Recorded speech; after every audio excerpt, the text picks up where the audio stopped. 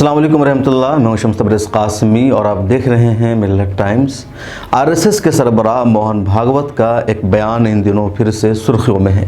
मोहन भागवत ने पिछले दिनों मुंबई में मुसलमानों को एक साथ इकट्ठा किया, एक गेट टुगेदर के नाम पर एक तकरीब बुलाई और मुसलमानों की मौजूदगी में मोहन भागवत ने कहा कि इस्लाम भारत में हमला आवरों के ज़रिए आया है। यह भी कहा कि सभी का डीएनए एक है और सभी के सभी कल्चरल तौर पर हिंदू हैं। मोहन भागवत ने बयान कब दिया, किनके सामने दिया, कैसी तकरीब बुलाई गई थी, इस बारे में पूरी तफसील हम आपको बताने जा रहे हैं। दरअसल मुंबई में मुसलमानों की एक खुफिया तकरीब मुनक़िद की गई थी। एक ऐसा प्रोग्राम बुलाया गया जिसकी कानों कान किसी को खबर नहीं हुई। उस प्रोग्राम में पूरे हिंदुस्तान से मुसलमानों की चुनिंदा और सरकर्दा शख्सियतों को बुलाया गया, उलमा को, दानिश्वरों को, सबको इकट्ठा किया गया एक होटल में और वहाँ सिर्फ 3 लोग चीफ गेस्ट के तौर पर थे। पहले नंबर पर मोहन भागवत जो आरएसएस के प्रमुख और चीफ है, दूसरे नंबर पर आरिफ मोहम्मद खान जो बीजेपी के कदावर लीडर रहे और इस वक्त केरला के गवर्नर है, और एक और थे जनरल अता हसनैन। इन 3 लोगों ने स्टेज शेयर किया, खिताब किया और बकिया वहाँ जितने मौजूद थे उनमें 99% मुसलमान थे और पूरी प्लानिंग के साथ बुलाया गया था। किसने ये प्रोग्राम ऑर्गेनाइज किया था, कहाँ ऑर्गेनाइज किया था, क्या मकसद था, वो सारी चीज़ें हम आपको बताने जा रहे हैं। 6 सितंबर को मुंबई के लीला होटल में एक तकरीब मुनक़िद की गई। लीला होटल मुंबई एयरपोर्ट से नज़दीक है, 5 स्टार होटल है। वहाँ एक तकरीब मुनक़िद की गई और उसका नाम दिया गया get together with Muslims intellectuals. इस गेट टुगेदर को ऑर्गेनाइज किया था ग्लोबल स्ट्रेटजी पॉलिसी फाउंडेशन। ये फाउंडेशन किसी और की नहीं बल्कि आरएसएस के सरबराह मोहन भागवत की सरपरस्ती में ही चलाया जाता है और इसको जो सदर है वो मोहन भागवत के ही नज़दीकी लोग हैं। बहरहाल इस फाउंडेशन ने एक गेट टुगेदर किया मुस्लिम इंटेलेक्चुअल के साथ और देश भर से चुनिंदा मुसलमानों को बुलाया, जिसमें मौलाना कलीम सिद्दीकी मौजूद थे, मौलाना सैयद अब्दुल्ला तारिक मौजूद थे, मुफ्ती अतरुद्दीन शमसी मौजूद थे और ऐसे कई सारे लोग थे। कहा जाता है कि तकरीबन 100 से ज़्यादा मुसलमानों को बुलाया गया। कौन कौन लोग मौजूद थे उन सब की तफसीलात तो सामने नहीं आ सकी है, कुछ लोगों की तफसील सामने आई है। भला हो मौलाना कलीम सिद्दीकी साहब के चाहने वालों का कि उनकी एक तस्वीर वायरल हुई सोशल मीडिया पर और उसी तस्वीर के ज़रिए पता चला कि आरएसएस के चीफ मोहन भागवत ने मुस्लिम इंटेलेक्चुअल की एक मीटिंग बुलाई थी मुंबई में और उसमें ये सब बातें हुई। उसी प्रोग्राम के हवाले से 2 दिन पहले कुछ चैनलों पर यह खबर भी चली थी, कुछ वेबसाइट ने इस खबर को शाया किया था, जिसमें मोहन भागवत ने कहा कि इस्लाम भारत में हमला आवरों के जरिए आया है। बहरहाल मोहन भागवत के इस बयान पर आगे हम तफसील से बातचीत करेंगे और बताएंगे कि भागवत अपने इस जुमले में कितना सच बोल रहे हैं और कितना झूठ बोल रहे हैं। लेकिन उससे पहले हम जान लेते हैं कि ग्लोबल स्ट्रेटजी पॉलिसी फाउंडेशन ने 6 सितंबर को मुंबई के लीला होटल में ये प्रोग्राम बुलाया। प्रोग्राम में ये खाका बनाया गया था कि मुस्लिम इंटेलेक्चुअल दानिश्वर को बुलाया जाएगा और उनसे आरएसएस के चीफ मोहन भागवत बातचीत करेंगे, उनको बताएंगे कि आरएसएस का मिशन क्या है, आरएसएस का मकसद क्या है। मजमूई तौर पर मोहन भागवत का मकसद ये था कि आरएसएस मुसलमानों की दुश्मन नहीं है, हम चाहते हैं कि मुसलमान हमारे साथ मिल करके रहें। मोहन भागवत ने उस प्रोग्राम में, उस गेट टुगेदर में ये मैसेज देने की कोशिश की कि भारत में जितने लोग रहते हैं सब एक है, सभी का डीएनए एक है, जो उनका एक पुराना मौक़िफ़ है और ये तो मुसलमान भी इसको मानते हैं। उसके अलावा उन्होंने ये कहने की कोशिश की कि हम सब के सब हिंदू हैं कौमी तौर पर और एक कल्चरल तौर पर। इसके अलावा जो सबसे ख़तरनाक बात थी उनकी वो यही कि हमला आवरों के ज़रिए भारत में इस्लाम आया है। आरएसएस ये चाहता है, आरएसएस की प्लानिंग का हिस्सा है कि हम मुसलमानों को माइल करें, मुसलमानों को हम अपने ख़िलाफ़ न खड़े होने दें, हम मुसलमानों को साथ लेकर चले या मुसलमान हमारे साथ हो जाएँ, मुसलमान हमारे ख़िलाफ़ ना बोलें और जो हमारा अपना एक एजेंडा है, हमारी जो अपनी प्लानिंग है उस पर कोई उंगली न उठाए। दरअसल आरएसएस का एजेंडा क्या है? आरएसएस का एजेंडा है ब्राह्मणवाद को फ़रोग़ देना, एक मरतबा फिर उसी पुराने फरसूदा निज़ाम को नाफिज करना जिसमें यह था कि ब्राह्मण समाज के जो लोग हैं उनके हाथों में सिर्फ क़यादत होगी, उनके हाथों में इक़्तिदार होगा और बक़िया जितने लोग होंगे वो सब उनकी ग़ुलामी करेंगे, उन सबों को बराबरी का दर्जा हासिल नहीं होगा, उन्हें मसावात नहीं मिलेगा, उन्हें आज़ादी नहीं दी जाएगी, उन्हें इंसाफ नहीं दिया जाएगा, जो एक ब्राह्मणवाद का अपना उसूल और दस्तूर है। मनुस्मृति में जिन चीज़ों को बताया गया है उसी निज़ाम को नाफिज करने की आरएसएस की पूरी प्लानिंग है, पूरी कोशिश कोशिश है कि दोबारा से मनुस्मृति के निज़ाम को नाफिज किया जाए। और आरएसएस के इस प्लानिंग को सबसे ज़्यादा चैलेंज मिलता है इस्लाम से, मुसलमानों से, क्योंकि इस्लाम दुनिया का वाहिद मज़हब है, कुरान करीम वाहिद किताब है जिसमें इंसाफ, मुसावात, आज़ादी की बात की गई है।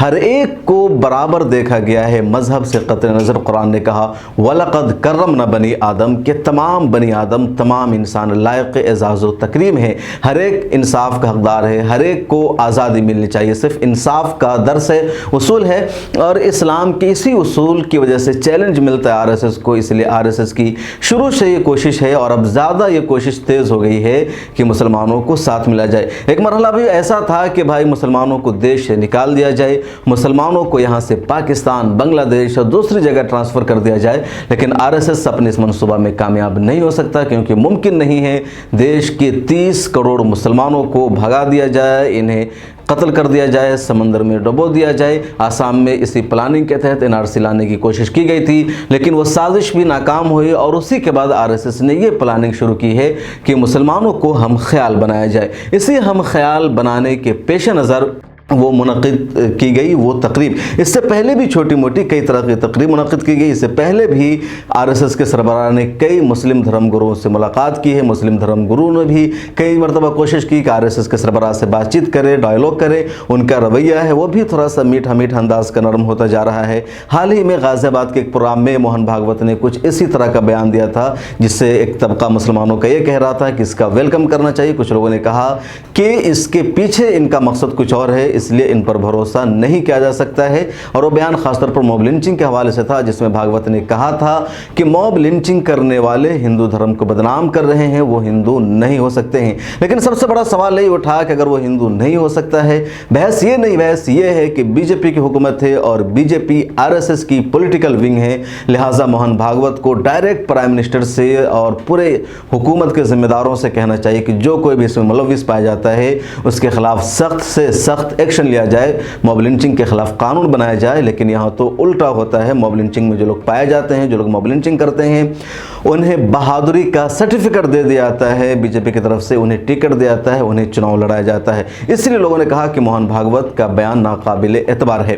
फिर लौटते हैं मुंबई की तरफ। तो मुंबई में ये सारा प्रोग्राम हुआ। उसी प्रोग्राम में मौलाना कलीम सिद्दीकी भी मौजूद थे। मौलाना कलीम सिद्दीकी कुछ तबकों में मशहूर आलिम दीन है, क्योंकि वो दावत के काम से भी जुड़े हैं, उनके कई सारे इदारे हैं। इसके अलावा मौलाना अब्दुल्ला तारिक भी उस मीटिंग में मौजूद थे। जब प्रोग्राम मुकम्मल हो गया तो उस मीटिंग में अलग से मौलाना कलीम सिद्दीकी, मौलाना अब्दुल्ला तारिक वगैरह ने मुलाकात की, बातचीत की। तस्वीर वायरल हो रही है जिसमें कुछ लोग कह रहे हैं कि मोहन भागवत ने मौलाना कलीम सिद्दीकी से मुलाकात की और इस बात के लिए शुक्रिया अदा किया कि आपने हमें मुलाकात का वक्त दिया। ऐसा कुछ नहीं था, न पर्सनल किसी की मीटिंग थी, वही गेट टुगेदर था जिसमें सबके सब मुसलमान बुलाए गए थे। और मोहन भागवत ने स्पीच दी, आरिफ मोहम्मद खान ने स्पीच दी और जनरल अता हसनैन ने स्पीच दी। इन तीन लोगों के अलावा किसी ने कोई स्पीच नहीं दी। जब प्रोग्राम मुकम्मल हो गया तो हॉल में लोगों ने आपस में एक दूसरे से सलाम कलाम, हाय हेलो बातचीत की। उसी मौका पर कलीम सिद्दीकी साहब से बातचीत हुई, उन्होंने भी हाय हेलो किया।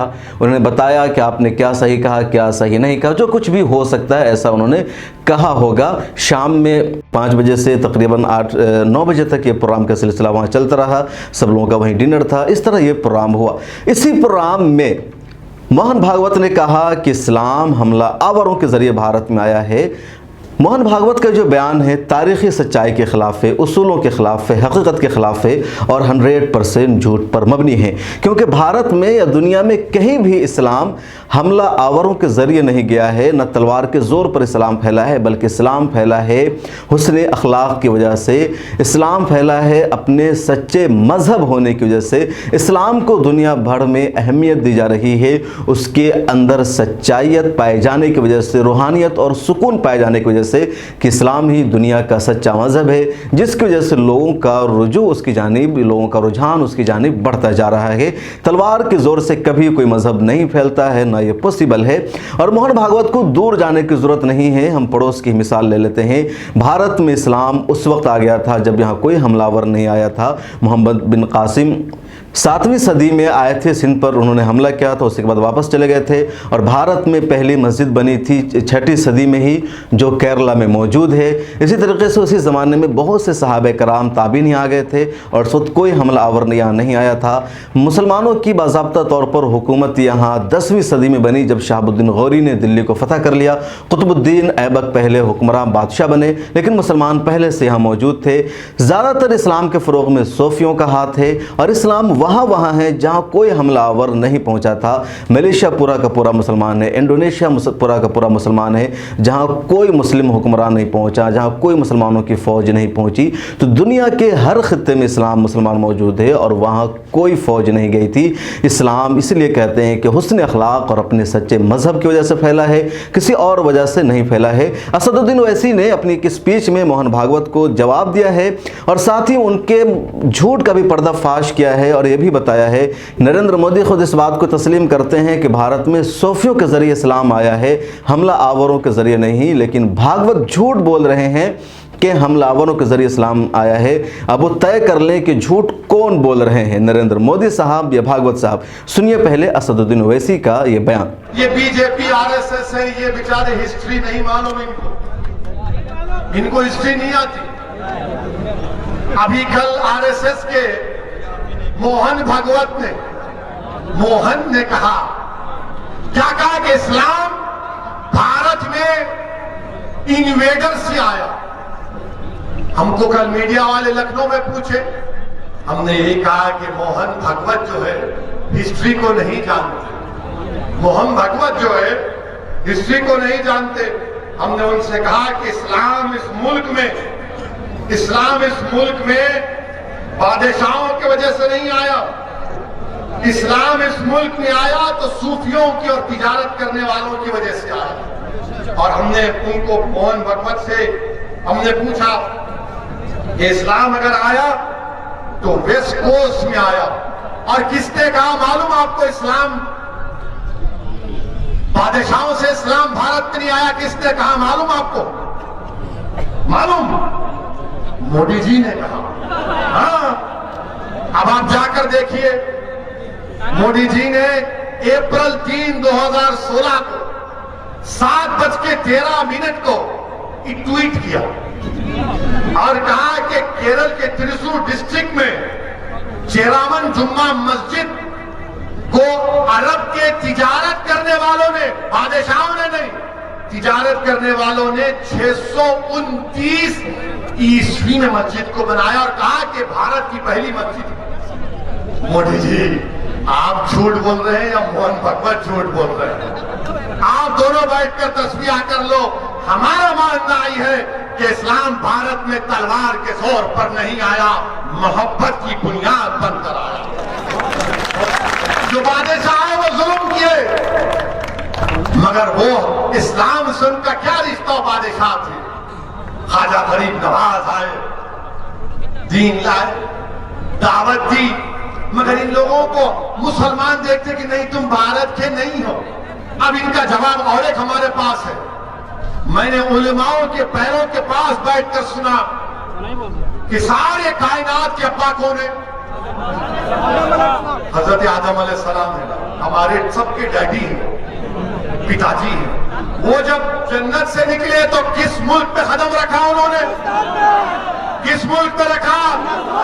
भारत में रखा। तो ये बाप की सरजमीन हुई नहीं हुई? हुई ना। तो डरना किस बात का प्यारे? डरने और घबराने की जरूरत नहीं है। हिम्मत से काम करिए और अल्हम्दुलिल्लाह। कांग्रेस के मारूफ लीडर हैं डॉक्टर शकील अहमद, उन्होंने भी एक ट्वीट किया, स्क्रीन पर देख सकते हैं उनका ट्वीट। उन्होंने कहा कि तारीख की मोहन भागवत को मालूमात नहीं है। मोहम्मद बिन कासिम के आने से बहुत पहले केरला में मस्जिद बन चुकी थी और ऐसी बहुत सारी मिसालें तारीख मौजूद है और भागवत का जो बयान है अपने आप में एक झूठ है, एक फरेब है। बहरहाल ये सारी डिटेल्स थी जो हमने आपसे शेयर की। ख़ास तौर पर इस बारे में हम आपका कमेंट जानना चाहेंगे कि मोहन भागवत ने आरएसएस के लोग लोगों ने मौलाना कलीम सिद्दीकी और दूसरे मुसलमानों से क्यों मुलाकात की, क्या ज़रूरत थी गेट टुगेदर की, इस गेट टुगेदर का मैसेज क्या है, मुसलमानों का वहाँ शरीक होना सही है या सही नहीं है।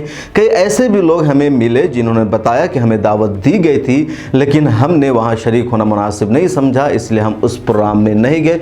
कई लोगों को दावत मिली, वो वहाँ शरीक हुए और सब लोगों ने इस मुलाकात को खुफिया रखने की कोशिश की, लेकिन कहीं ना कहीं हकीकत सामने आ जाती है और वो डिटेल्स है जो हमने वहाँ मौजूद लोगों से ली गई मालूमात पर आपसे शेयर की है। कमेंट में अपना विचार ज़रूर लिखेगा। फिर मुलाकात होगी अगली वीडियो में। मिल्लत टाइम्स को अगर आप यूट्यूब पर देख रहे हैं तो सब्सक्राइब कीजिए, फेसबुक पर लाइक एंड फॉलो कीजिए, ट्विटर इंस्टाग्राम पर ज़रूर मिल्लत टाइम्स के साथ जुड़िए और हमारा ऐप डाउनलोड कीजिए। मिल्लत टाइम्स को आपकी ज़रूरत है, हमारी आप माली मदद करें। हर महीने सिर्फ 100 रुपये और 1 साल के लिए 1 साल सिर्फ 1000 रुपये। रकम भेजने के लिए यहाँ दिए गए फ़ोन पे, गूगल पे और पेटीएम नंबर का इस्तेमाल कर सकते हैं।